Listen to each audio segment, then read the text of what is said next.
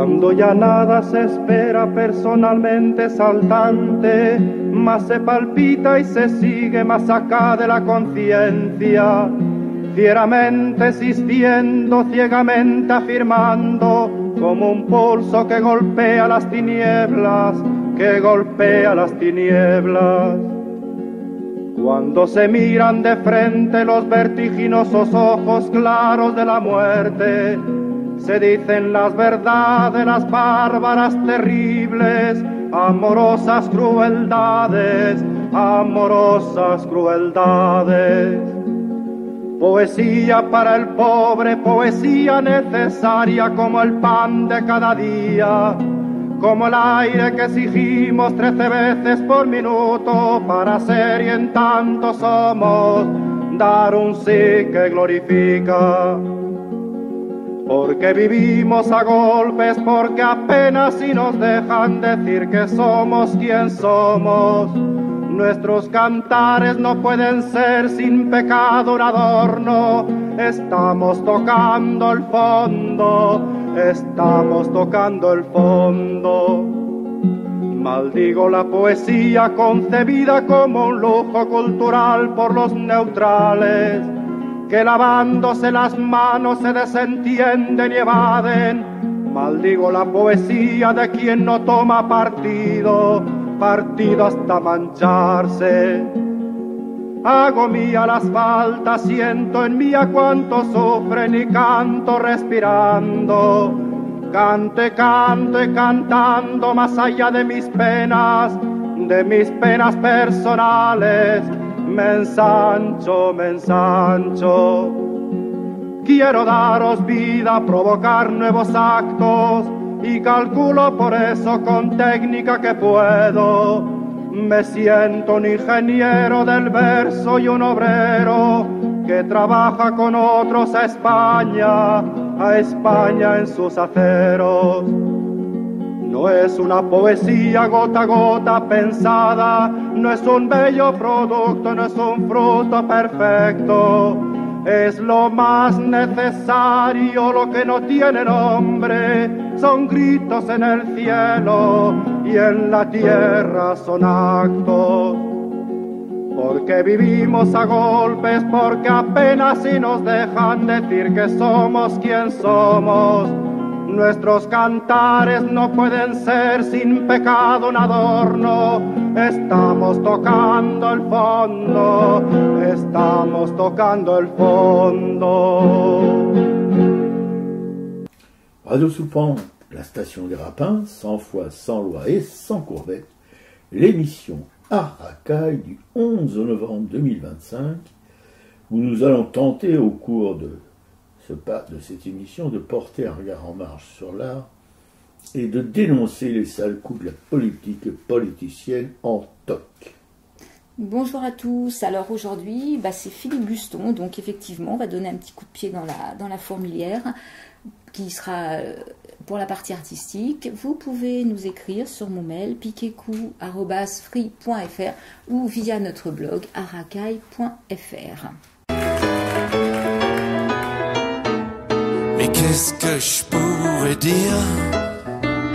J'ai rien à chanter, pas d'enfance martyre, personne m'a aidé.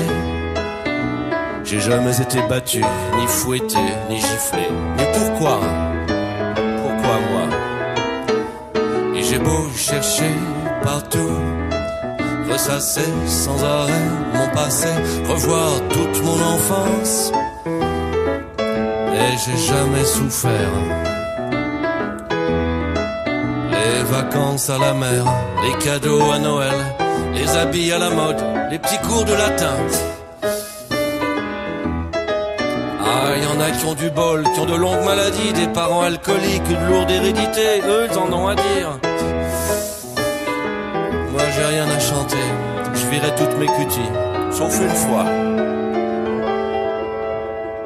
À cause du timbre qui s'était décollé dans mon bain. J'ai le blues de Neuilly, Neuilly blues.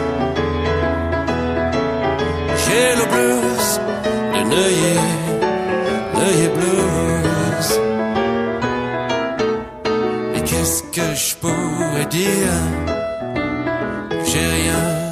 chanter. J'ai pas pu choisir. C'est lourd, le passé. J'ai jamais été soudeur, ni mineur, ni taulard. Le destin, tu peux pas lutter contre. Et j'ai beau chercher partout, fouiller dans les archives de famille jusqu'au cousin germain. Pas trace de métallo. Ingénieur, professeur, avocat, chirurgien, musicien, journaliste, critique d'art, PDG.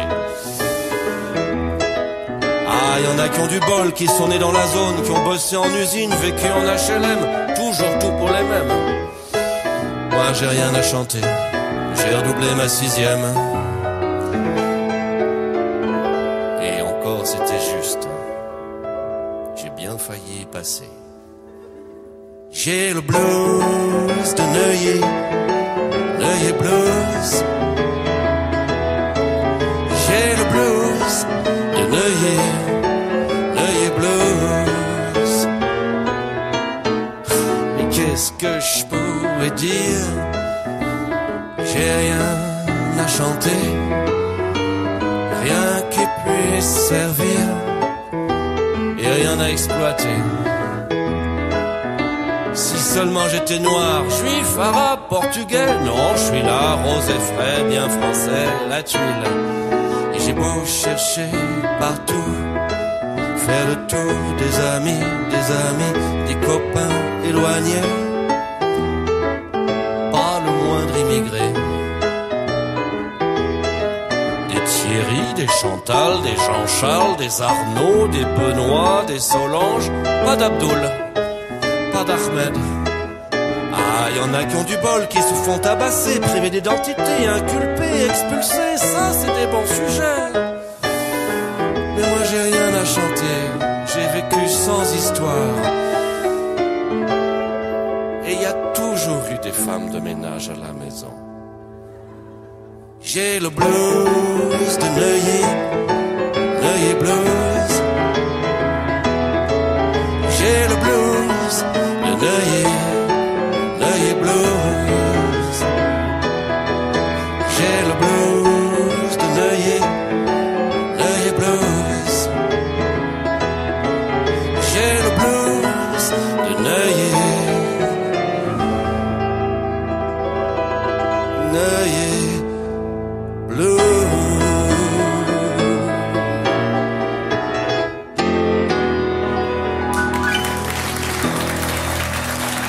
C'était Neuilly Blues, Gilbert Lafaille. Le prisonnier de la tour s'est tué ce matin. Grand-mère, nous n'irons pas à la messe demain. Il s'est jeté de la tour en me tendant les mains. Grand-mère, il m'a semblé que j'avais du chagrin. Non, soyez rassurés, lecteur assidu du grand écrivain cloîtré dans une cellule monastique de la prison de la Santé, d'une surface de 9 mètres carrés, il n'aura pas l'envie de se tuer en se jetant des hauts murs du pénitencier.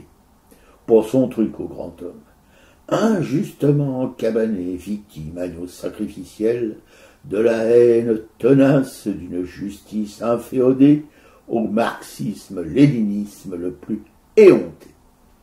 Se remémorer le mur des cons du local syndical de la magistrature, une injure à la neutralité des juges, et ce sont ceux-là qui l'ont collé au trou.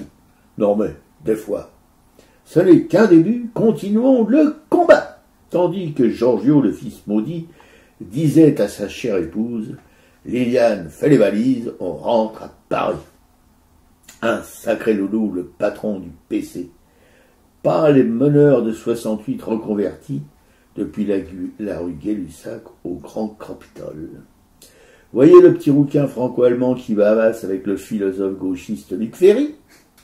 Un thriller au rebondissement hallucinant de bêtises. Non, ne regardez surtout pas ce feuilleton des cerfs-volants, que je suggère, mais n'impose aucunement. Mais, me direz-vous, quel rapport avec l'injuste châtiment infligé au futur académicien français est possible nominé Nobel de littérature? Aucun, soyez rassurés, sauf, peut-être, une certaine idée du juste et de l'injuste auquel nous condamne notre humanité. Le juste pour les lentilles, l'injuste pour les seuses d'en bas. Près de la place qu'il a leur, le juste devant, l'injuste derrière. Patatras, l'injuste fait la gueule.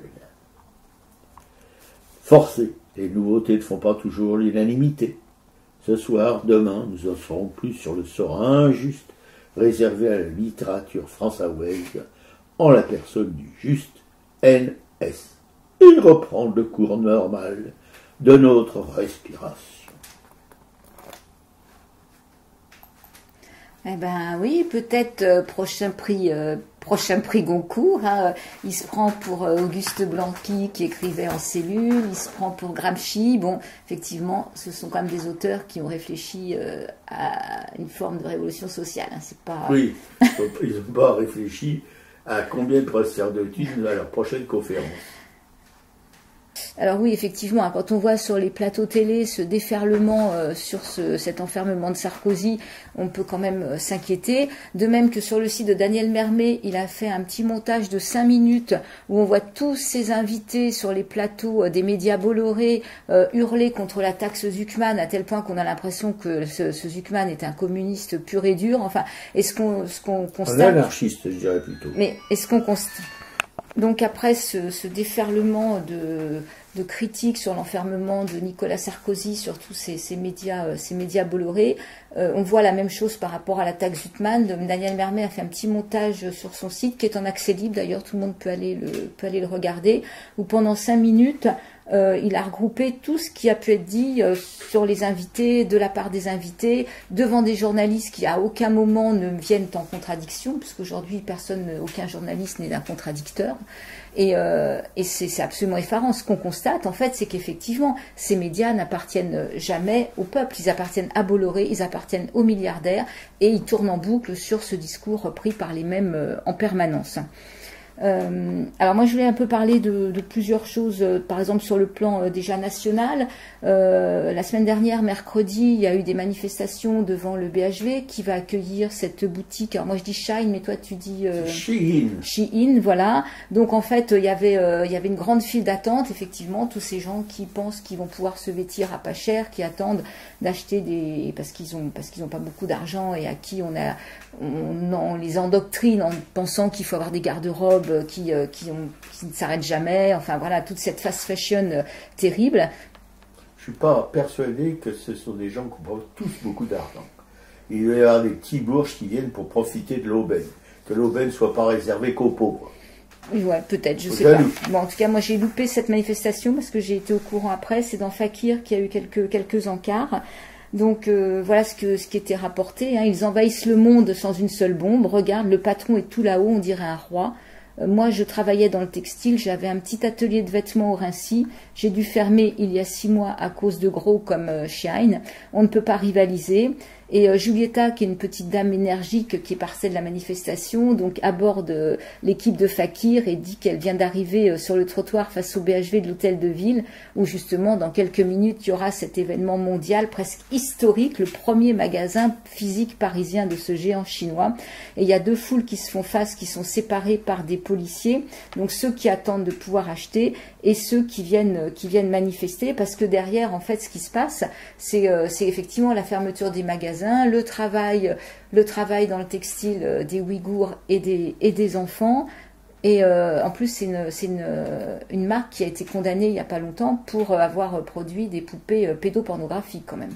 Et des armes de catégorie A, c'est-à-dire des couteaux pour tuer. Donc. Et surtout ne pas zapper le fait, pourquoi le BHV, pourquoi Paris? Parce que Paris est la capitale mondiale de la mode, du chic, avec toutes ces grandes marques pour les friqués de la planète, et c'est pour ça qu'ils ont... Parce que c'est une publicité gigantesque pour cette enseigne qui va avec cette installation dans un magasin parisien, c'est ça le oui, puis mythique, c'est un magasin mythique, le BHV. Un magasin mythique, non mais il est français surtout. Et les Parisiens en plus.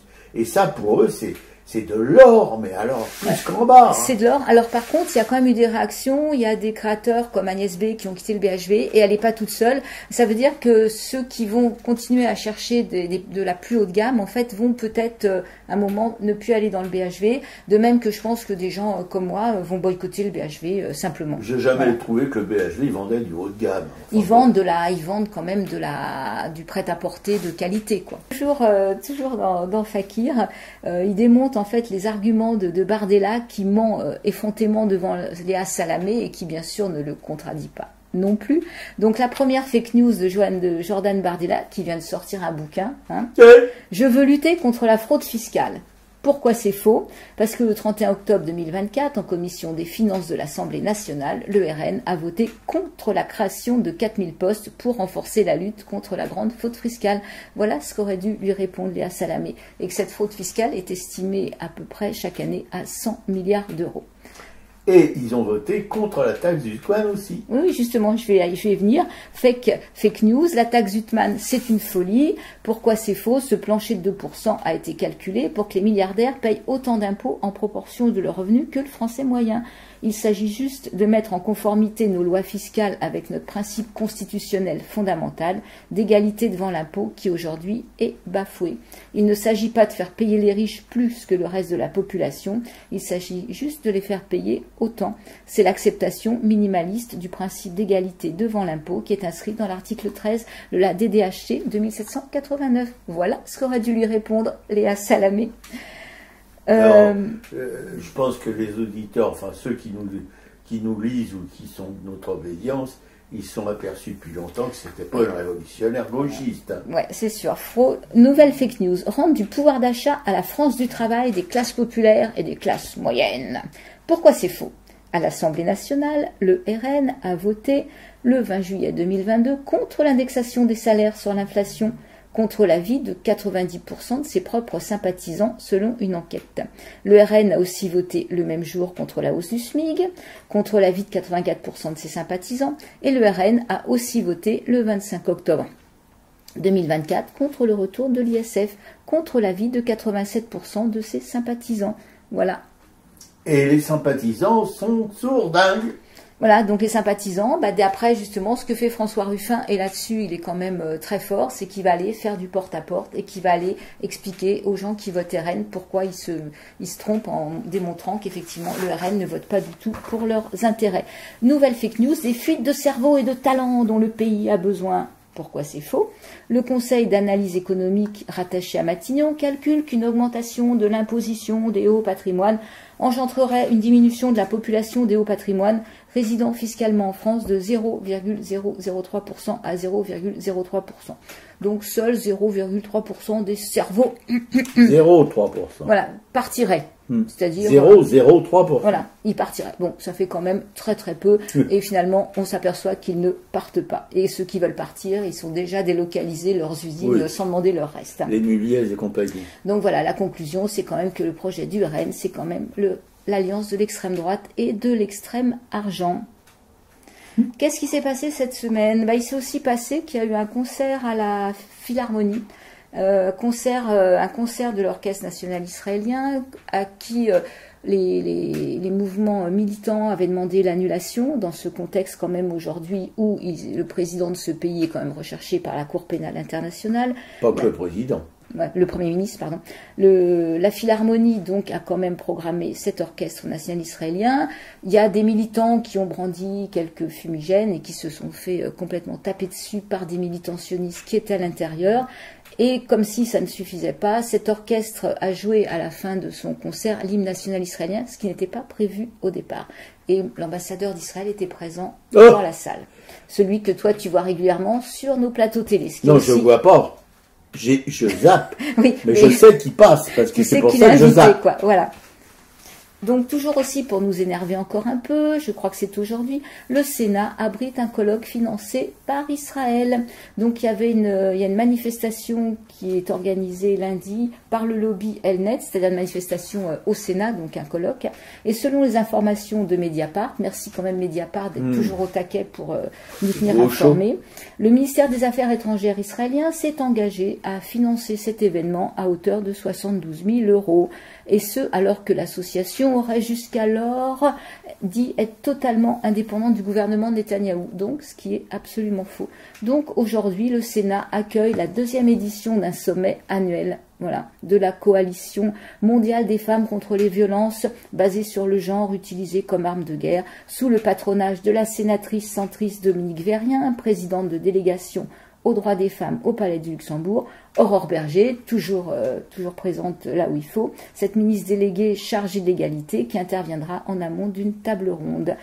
Le programme de l'événement annonce aussi la présence de Manuel Valls, élu des Français, des grands démocrates, des Français étrangers dans les représentants du gouvernement israélien, des juristes et d'ONG. Donc voilà ce que je voulais un petit peu raconter. Sinon, il y a sur la chaîne de Clément Viktorovitch, mais c'est une vidéo qui a tourné à côté, on a regardé tout à l'heure les vidéos publiées par Libération et Mediapart sur les CRS qui ont tiré à tir tendu sur les manifestants à Sainte-Soline. C'est glaçant. Donc je mettrai le lien de la vidéo de Clément Viktorovitch qui décrypte très justement tout ce qui se passe, comment ces CRS ont reçu des ordres, se sont défoulés à... Mais on entend les donneurs d'ordre, attention, c'est pas une invention ou un fantasme. Voilà, on voit très bien qu'il n'y a aucun manifestant qui vient les mettre en danger, contrairement à ce que ils sont à 50 mètres minimum. Et ils se dirigent carrément vers les bassines, de toute façon. Oui, tout à fait. Et contrairement à ce que des Nunez ou Darmanin vont dire aujourd'hui, oui, il y avait des violences de la part de manifestants. Là, sur ce qu'on voit, il n'y a aucune violence. C'est simplement tous ces gendarmes qui tirent, qui se défoulent, et avec des propos ordurieux, qui méprisent les enfants qui sont peut-être là, qui se réjouissent des blessés. Enfin, c'est immonde, c'est glaçant. Hommes ou femmes des services d'ordre, hein, parce qu'il n'y a pas de discrimination, les hommes et les femmes sont aussi orduriers les uns que les unes et les uns que les autres. Effectivement, on entend une voix de femme, ce qui est terrifiant. Oui, non, c'est vraiment...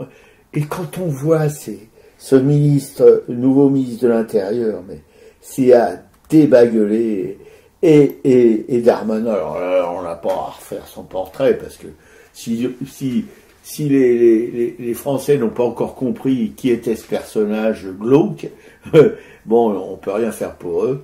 Et Nunez, avec sa bonne tronche de pépé machin, oui, enfin, il est aussi pourri que Darmanin. Comme explique Viktorovitch, en fait, on est dans un narratif dont ils ne se séparent pas. C'est-à-dire qu'ils ne remettent pas, à aucun moment, ils ne prennent en compte ce qu'on voit réellement dans la vidéo. Ils restent sur une histoire. Voilà. Et Darmanin a le culot de dire qu'il n'a pas vu encore cette vidéo. Enfin, à mon avis... Oui, ça fait 2 ans qu'elle est dans les archives de la police. Et il y a 60 heures de visionnage, il était même pas au courant. Voilà. Et je pense que quand Libé et Mediapart sortent ce genre de vidéo, c'est une bombe qui arrive et que même en amont, il doit être prévenu que la vidéo arrive sur son ordinateur tout de suite, quoi. Tout à fait, oui, bien sûr. Non, mais ils ont un tel mépris de leurs concitoyens qui sont... Il y a le ministre de l'Intérieur qui est censé... La police est censée protéger le citoyen. C'est la police qui massacre le citoyen. La justice, le ministre de la Justice est censé rendre possible la justice, l'exercice de la justice. Il entrave l'exercice de la justice, voilà.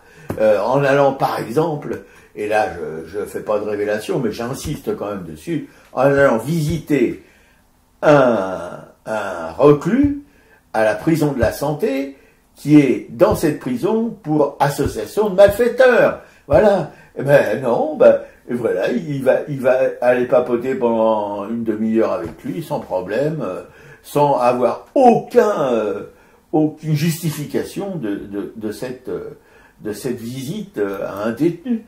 Il y a combien, presque, je sais plus combien, dizaines de milliers de détenus en France qui vivent dans des conditions épouvantables, c'est pire que les geôles du Moyen-Âge, que les culs de basse-fosse de sous Louis XI, qu'on appelait les oubliettes, hein, voilà, c'est pire que ça, c'est eux.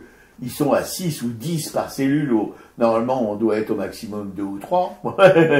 Pas Sarkozy, hein. Non, lui, il est tout seul dans sa petite cellule. Et il achète sa bouffe à la cantine. Et il achète sa bouffe, oui, on se doutait bien qu'il n'allait pas manger à la gamelle comme tous les autres détenus. Ça, non, puis quand même, ces gendarmes qui sont là 24 heures sur 24 et qui se relaient sont quand même payés par nos impôts. Non, c'est pas les gendarmes, c'est les gardes policiers. du corps. Ouais, c'est quand même payé par nos impôts. Bah oui, oui, non, mais ça, c'est de toute façon, ceux qui sont, où habitent maintenant Hollande et sa femme, et leur enfant, c'est où était notre camarade syndiqué, hein, et ben il y avait une voiture de police toute la nuit devant leur domicile qui faisait chier tout le quartier.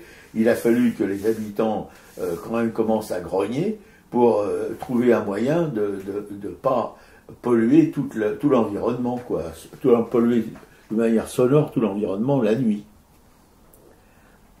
Et combien ça coûte? Et combien ça coûte? Et combien ça coûte? Ah, si j'avais 1,50 €, j'aurais bientôt 2,50 €. Ah, si j'avais 2,50 €, j'aurais bientôt 3,50 €. Ah, si j'avais 3,50 €, j'aurais bientôt 4,50 €. Ah, si j'avais 4,50 €, ça serait bientôt 100 sous.